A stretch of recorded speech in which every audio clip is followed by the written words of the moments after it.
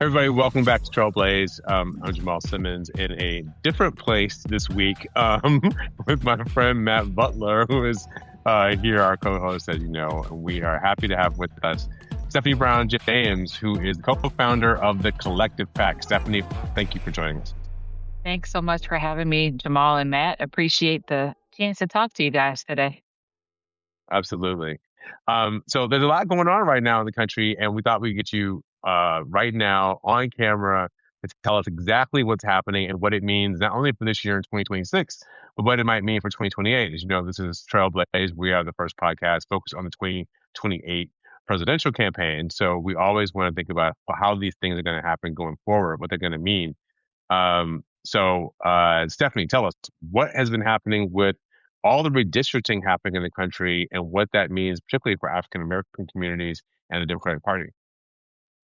So I'm in a place, Jamal, where I'm going to pivot to positivity just right off the bat, Okay. because I think there's just so much negativity in the world, and doom and gloom, and I refuse to have us as a people, as Black people, as Americans, just fall into that pit of despair. So the first thing I will say is, I think we're going to see record-breaking voter turnout in the general election in November.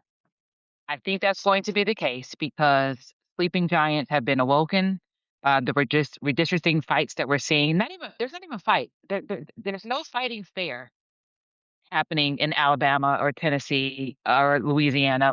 This is not about fairness. This is not about justice. This is not about equal representation. This is about none of that. It's about how can we keep, especially Black people, people of color, young people, from voting and upholding democracy in this country. And so I think because of what we are seeing, the speed at what we're seeing, the vitriol of hate that is and racism that is behind these decisions, I think we're going to see a lot of Black folks say, nah, not on my watch.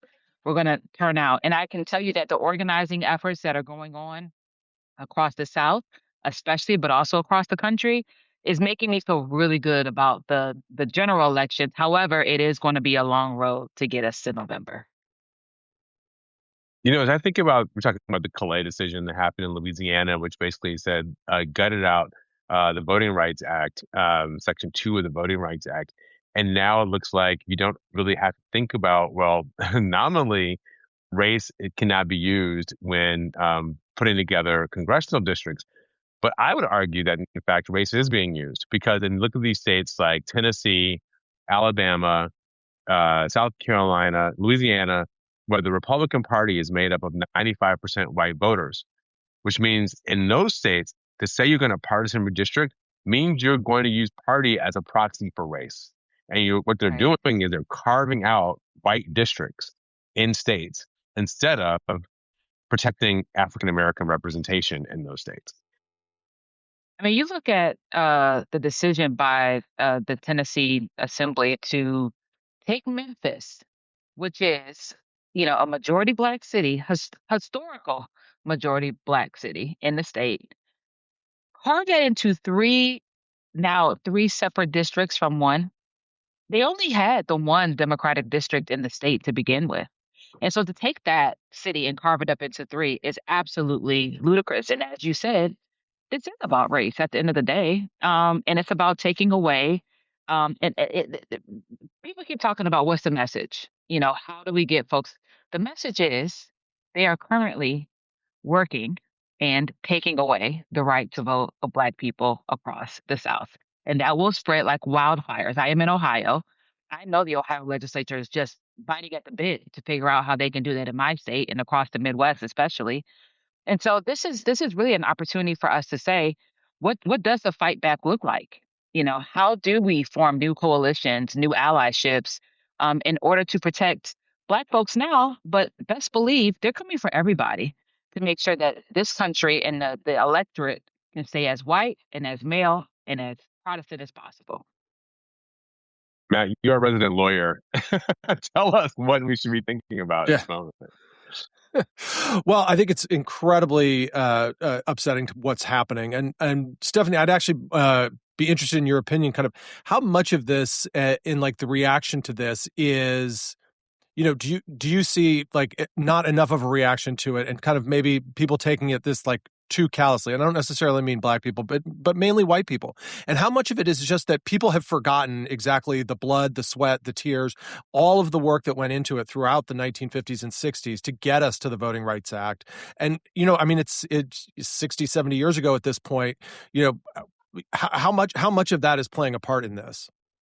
So I think about my good friend and Jamal's friend too, Vince Evans. He's the current executive director of the Congressional Black Caucus. And he had a tweet the other day where he plainly called out Bernie Sanders and said, listen, after these decisions, I have not heard anything from you, Bernie. I have not Yeah. heard you speaking up on behalf of Black folks. And this is a real situation where, we're talking about American democracy. And while right now this is a specific focus on Black communities and redistricting, if we don't hear white people, especially speaking up and saying, hey, this is just wrong for all democracy in this country. This is not going to get us to a place where we are coming together more than we are separating. Then it makes us look at our neighbors and say, well, do you have my back when it comes down to what the education should be for my kids? And, do you actually care about, the futures of prosperity for Black communities? Like, are we really in this together as Americans, or do you really just only care about the future of your, white children in this country? And so I think this is definitely a time where I appreciate the No Kings protests that are happening. But we need people outside of just Black folks who are standing up to say this is wrong and this is what we're going to do to fight back against this for sure. Yeah, I do think it's very interesting, Bernie's response or non-response to this, and I'd be interested to see what he's going to say. I mean, in 2013, kind of with the Shelby decision, he did have a quote almost immediately and kind of came out swinging at that point. He has a history of work in this area. I mean, I think he was arrested in the late 60s in Chicago, protesting for civil rights. So it's surprising that he doesn't have that. Now, I know that he's been criticized before for sort of all of his analysis is wrapped up in kind of financial reform. And if we can fix pay inequity, that's going to fix racism too. I don't think that that's necessarily the correct analysis, but I know that that's his approach. And so I'm not sure if he stands silent because he's got, he's off on his kind of no oligarchs tour and stuff like that. But it seems like an area where he needs to be weighing in. Yeah, we have a saying at the Collective PAC, to change the laws, we must change the lawmakers. And as you look at the various decisions that a lawmaker, especially on the state level, that they have to decide, it impacts our every single day lives. And so, if we have a situation where both people are not able to vote and vote for the people that they think will best represent their interests, we have a real problem in addressing any issue that is impacting us, financial or not. So yeah, we're all waiting to hear what Bernie. Actually, I'm not waiting to hear what Bernie has to say. I don't really care, to be very honest. But I think if anything, it is a signal to other people who are outside of the Black community that listen, this is time for you to step up and give some real support. I did see Gavin Newsom made a statement. I know AOC did a really, I think, a compelling video with with Reverend Raphael Warnock, the senator from Georgia, where they really spoke up. Because the other thing I want to also be concerned about is, like you said, it's not just African Americans. It's also going to be these ideas of having political power and representation for people will matter for Latinos, it will matter for Asian Americans. It's going to matter around the country to make sure we have a Congress that looks like the country that we're governing. And we've never quite gotten there, but we have gotten more to that point over the last 40 years than we ever have before. And so that is the real danger, is that we end up having kind of a two-tiered society, right? Where there's some states that have representative democracies, democratic representation, and there's some states that don't, right? You look at a state that has 25, 30% African Americans, has zero African American, not only an African American representative, but a community that speaks to African Americans. Because let's remember, in Tennessee, that's a majority Black seat in Memphis, but that was not an African American representative who had that seat. So it's not like white people can't win seats in African American communities. In Detroit, where I'm from, there's not an African American that represents the city of Detroit. There are people from Asia and the Middle East, and by heritage, they're Americans, but their families are from Asia and the Middle East. So you don't necessarily have to be African American to represent African American people, but those folks ought to be able to have a say in who represents them that is representative of their of their agenda. Yeah. And the flip to that is true as well, where, Black candidates of color can win everywhere. I remember when Lauren Underwood won her seat in Illinois, and it was a big thing because she has, a large rural population within her district. And, she was able to show that she can represent everybody. She can represent a majority white district. Jahana Hayes can represent a majority white district. Um, Colin Allred. I mean, the list goes on and on about we have so many candidates who are Black, people of color, who are representing majority white districts, which is also why, when we're talking about representing our communities and voters, as we're about to potentially lose up to a third of the CBC. The CHC, Congressional Hispanic Caucus, could lose almost 11% um, of their body as well. We need to also know that the voters in our communities, that they again are concerned. And so, if you have a majority white district represented by a person of color, we want to hear from them to say, "Hey, protest our folks, even if they're not in a majority, people of color, Black district." So, this goes hand in hand, which is why I think that sleeping giant has been awoken, because I can tell you we're looking at candidates across the country who are in majority white districts, and we're working to make sure that they can win. Because at the end of the day, it's about representing the values and the issues of your constituents to make their lives better. And that is what we are trying to protect here with all this work that's ongoing. So can you tell us about the work? Just tell us about Collective PAC and what you guys have been doing and how you're engaging in the election now. Yeah, so Collective PAC, we're 10 years old this year. We started in 10 years ago is wild. But we are focused on electing, protecting Black candidates that are running across the country, especially funding them. We know that Black women, for example, are 4 times the amount outraised and than they are from their counterparts that's running with them, so running against them. And so we're focused on giving them the funding, the training they need to be successful. We support Black progressive candidates across the country.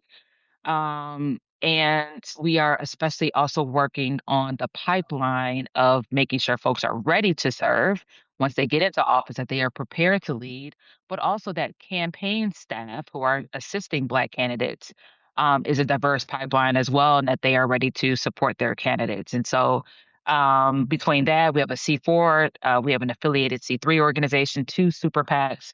We're really covering all the bases we can to build Black political power to ultimately help our communities progress.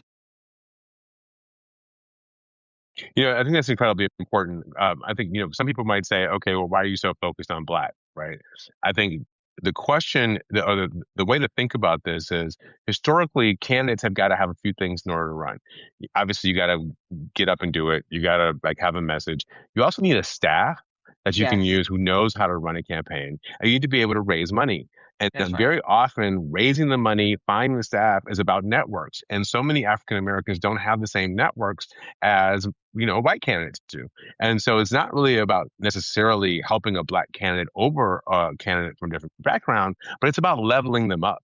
That's Right? It's right. about giving them the chance to have Absolutely. the same resources to compete with their ideas as every other candidate has in the race. And that's at least That's yeah. how I look at No, listen, you need to go on a road with us, Jamal, because that's exactly that's exactly it. what it is. And even when you look at for example, the Democratic Party infrastructure, it takes a lot to run for statewide office.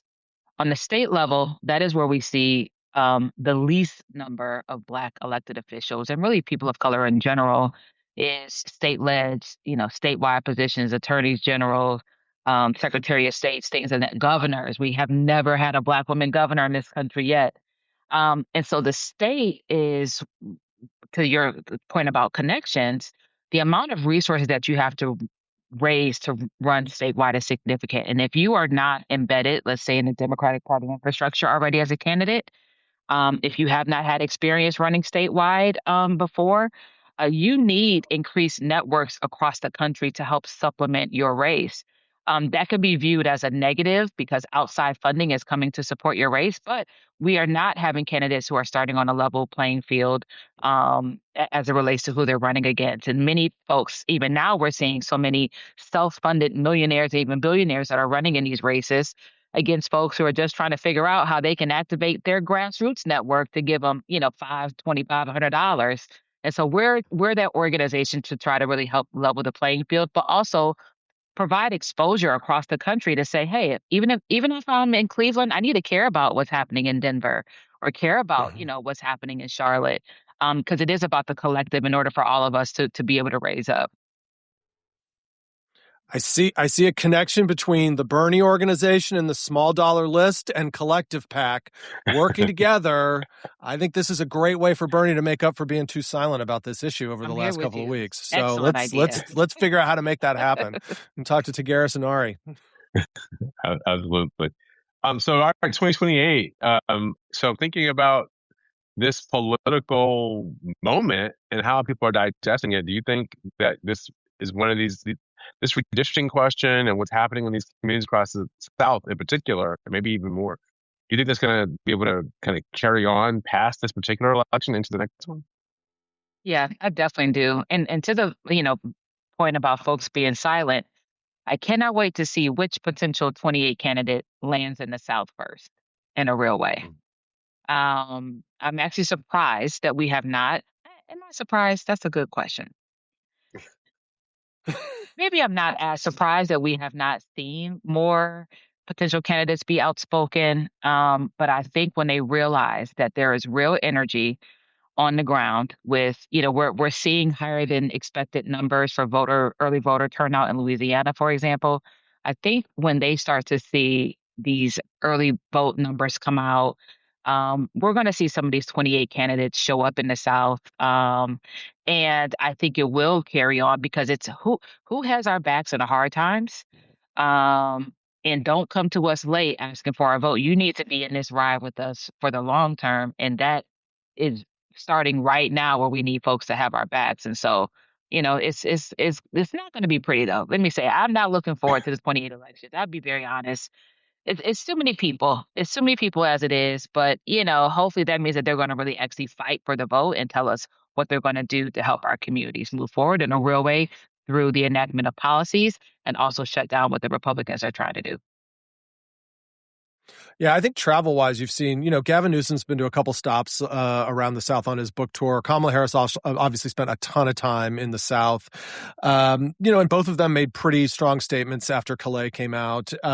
Buttigieg, I think Buttigieg, along your lines of let's look at the positive. He's like, do not get demoralized by this. The road is forward. We got to keep working at this. We got to change the kind of the gerrymander, like the laws around gerrymandering. And so I think a lot of the candidates have said stuff. We will see if they go south kind of in that way. I will say it's been Josh Shapiro and Andy Bashir have been noticeably silent on this as well. I don't want to just have it all be on Bernie. So those are kind of two of the more major candidates who haven't said anything about this so far, at least that I could find prior to this show. It's true. Yeah. Well, it's surprising because Bashir is one who, Kentucky is a great argument in America about whether or not Kentucky is Southern or not. But it's certainly at least a butt to the South. And so you would think that Bashir would have maybe a little bit more touch about this kind of a thing coming from the region. Yeah, I'm thinking to myself, I always consider Kentucky South, but I'm a Cleveland girl. If so you're I in guess Ohio, everybody Kentucky's is the South. South. Yeah. But and especially considering that, Bashir had the really good interview with Al Sharpton during Nan's convention and, kind of came out in a way that people weren't maybe expecting him to be so eloquent there and get a little bit more attention. So to not forcibly say something in this moment, I think is a real missed opportunity for sure. All right. One of the things that's happened over the last couple election cycles is we've seen greater numbers of people of color who voted for the Republican candidate, particularly Donald Trump. Is that something, do you think that whatever appeal he had with African-American men, with Latino men, do you think that that's going to carry on with some of the other Republican candidates? Or do you think that was really kind of Trump-specific support that he was able to grab? I think a lot of it was Trump specific, because we heard people talk about how they liked his brashness. They liked that he seemed to be very honest as he said whatever it was that he was thinking. He was a self-made man and, was able to prosper. And so he can give them insights to help them prosper. And he was looking out for everybody. I think his policies has shown that that is not the case. The everyday working man is not who his focus is. If you don't have a bunch of zeros in your bank account, he is not checking for you, boo. Okay. And so I think that is not going to carry over as we've seen in some of these, early voting states. I think we're going to see that not lasting. And we haven't seen necessarily Republicans back up this narrative that we are really looking out for, working class Americans. They're definitely not showing it through their policies. And so I don't think that's something that's going to carry on. I think we're going to see a significant lower Republican turnout, not just by people of color, but, I've seen some reports that have even said that white males that have voted Republican in the past are sitting out these primaries and are just looking towards 2028. So Matt, I want you to get in here, but I really want, because you just reminded me of something, Stefanie. I forgot Yep. that you're from Ohio. Oh So yeah, JD Vance, what about the JD Vance of it all? You got to give us the nothing. JD We think Vance nothing of him. insight. Nothing. What do we?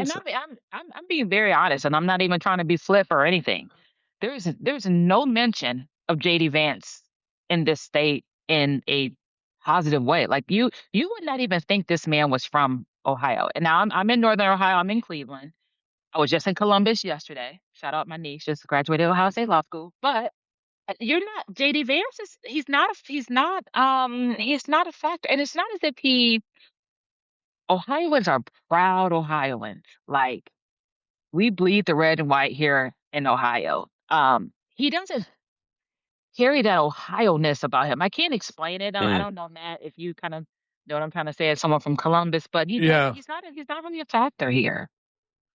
Yeah, I tie nothing about Ohio to him. Like he doesn't feel Ohio. He doesn't talk about Ohio. I think that all that much. Yeah. It's no, there's no, I see no connection between him and He him and wasn't Ohio. really out in Ohio, like, before he became VP. Such a short amount of time. Yeah, Yeah, he wrote exactly. a book, did a big tour, hung out here in DC, and then went back to run for Senate. So I mean, not the way like Sherrod Brown just sort of like reeks from being Ohio. I mean, even Mike DeWine, like the Yes. Republican governor, Yes. like he is all about being from Ohio. So and Yes. he's from kind of southwestern Ohio, just so kind of like JD Vance. So Yeah. No, I don't get any Ohio from him. And even the thing about DeWine, which I think to your question about the Republican, I mean, he has had some rulings where he has gone against his majority Yep. Republican, state ledge, and he's vetoed a lot. Like he has at least been able to stick to his message that he does care about working families. Yes. He has made some really good decisions. He's partied in ways from his party that he didn't feel was right, and he's leaned in on some others. But I think that's what folks are looking. They're looking for a policymaker that makes decisions that make sense and that is right for the majority of the people, and that answers questions when we are hurting. Can you help us get more food on the table? Can you help our kids be safe and get a good education? And I think Mike DeWine, I can't believe I'm saying this, is actually doing a decent job of doing that. Yeah, he's an old yeah. I agree completely with Stefanie. I mean, so in personal history, I lost the first campaign job I had. I was on the Joel Hyatt for Senate campaign in 1994, and we lost to Mike DeWine by like 35 points. I mean, it was a bloodbath. It was really bad. And I obviously couldn't stand him then. But like as you've seen him over the last 35 years since that campaign, I mean, obviously he's one of the more reasonable Republicans and. Really trying to like, I think it's, it's people first. It's not necessarily Republican kind of dogma and mantras first. So, and he certainly has not gone full MAGA. So that speaks highly of him. So. All right. Well, Stefanie, thank you for joining us today. This was a good conversation. I think it's such an important time because this topic about what's happening in the States, obviously Virginia is a whole different case where their redistricting plan got thrown out by the U.S. Supreme Court. Let me just ask you this before we go.